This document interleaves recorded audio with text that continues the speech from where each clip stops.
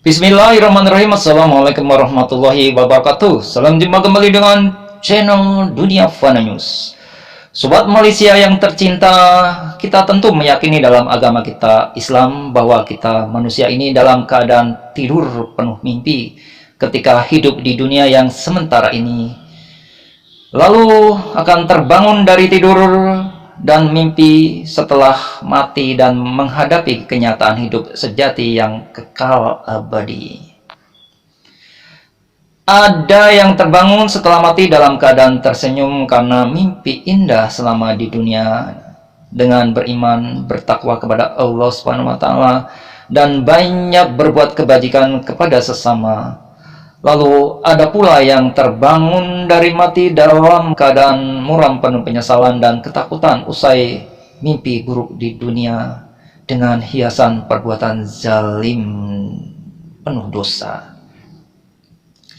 Sobat Malaysia yang tercinta, lantas bagaimana caranya agar kita bisa terbangunkan kesadaran kita selama kita hidup dalam mimpi di dunia yang penuh fata morgana dan dinamika perubahan ini, sehingga ketika kita terbangun dari kematian, kita sudah dalam keadaan sadar diri.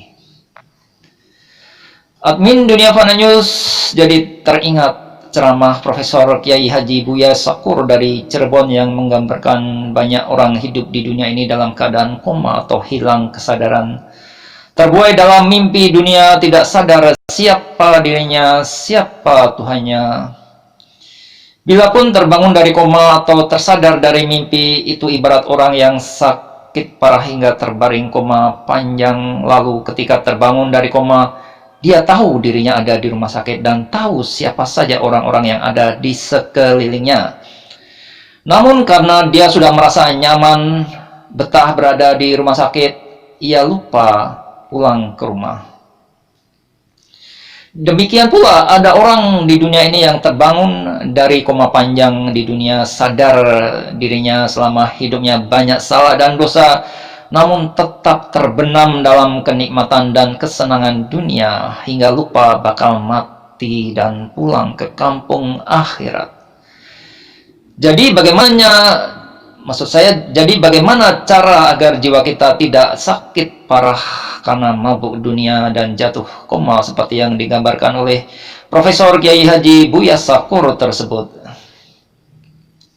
Sobat Malaysia yang tercinta, menurut admin Dunia Fana News, untuk senantiasa membangun kesadaran diri dari mimpi dunia ini, kita harus mampu mengenali siapa diri kita hingga lalu mengenali siapa Tuhan kita. Untuk mengenali siapa diri kita, maka kita harus mampu mengenali berbagai bisikan suara yang ada dalam diri kita, sehingga kita sering jadikan dorongan untuk melakukan segala aktivitas hidup ini. Kita mungkin sudah tahu ada bisikan suara dalam hati kita, namun kita masih belum bisa mengenalinya satu persatu. Karena saking banyaknya bisikan suara yang bergema dalam diri kita secara silih berganti, mungkin ada ribuan setiap harinya. Definisi tahu dan kenal tentu level pemahamannya berbeda. Misalnya kita tahu si A, kita tahu nama si A, tapi belum kenal si A, sehingga belum tahu tabiat si A. Tapi bila kita sudah kenal dekat si A, maka kita akan kenal sifat dan perilaku si A. Demikian pula bila kita sudah tahu dan kenal bisikan suara hati kita, maka kita akan bisa tahu cara menghadapi dan mengontrolnya. Sobat Malaysia yang tercinta, untuk mengenali dan memilah-milah bisikan suara hati, kita harus tahu ilmunya yang tentu relevan dengan keyakinan spiritualitas kita dalam agama Islam. Sebab bisikan suara hati itu bersifat gaib, tak bisa kita raba dan lihat dengan panca indera fisik kita. Bisikan gaib suara hati itu hanya bisa kita raba dan dengar dengan kepekaan rasa kita yang halus melalui olah batin dan panduan ilmu agama Islam yang kita yakini. Ada seorang pakar filsafat agama Islam bernama Dr. Fahrudin Faiz yang menguraikan suara bisikan gaib itu menjadi tiga, yaitu suara bisikan gaib dari Allah Subhanahu wa taala, dan suara bisikan gaib hawa nafsu, serta suara bisikan gaib dari syaitan. Sobat Malaysia yang tercinta, suara bisikan gaib dari Allah Subhanahu wa taala sudah pasti benar menurut akal pikiran dan nurani kita yang jernih.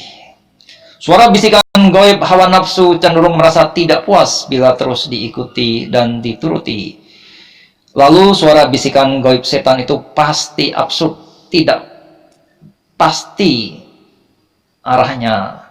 Dan bila kita ikuti akan menimbulkan rasa was-was, keraguan, kebimbangan. Karena setan akan menyalahkan yang benar dan membenarkan yang salah dengan justifikasi melalui akal pikiran. Misalnya hawa nafsu kita ingin hidup kaya agar enak, nyaman. Lalu setan membisikkan untuk melakukan korupsi. Padahal nurani sudah membisikkan bahwa itu dilarang agama dan melanggar hukum negara. Lalu setan membisikkan tak apa korupsi, yang penting rapi dari jerat hukum, dan hasil korupsi bisa untuk sedekah dan umroh, sehingga bisa untuk menebus dosa. Setelah itu akal yang sudah tercemar bisikan kotor hawa nafsu dan setan lalu melakukan justifikasi pembenaran, sehingga terjadilah perbuatan haram korupsi. Ketika lalu kedok busuk korupsinya terbongkar aparat hukum, maka yang lalu timbul belakangan adalah akhlak yang menyesal sendirian, sementara hawa nafsu dan setan sudah pergi entah kemana. Pun nanti di alam kubur dan akhirat kita akan sendirian, tenang bahagia dalam keadaan damai, bila banyak amal ibadah dan perbuatan baik, atau tersiksa penuh penyesalan bila berlumur dosa. Demikian informasi yang bisa kami sampaikan kali ini. Terima kasih atas perhatian Anda semuanya. Wassalamualaikum warahmatullahi wabarakatuh.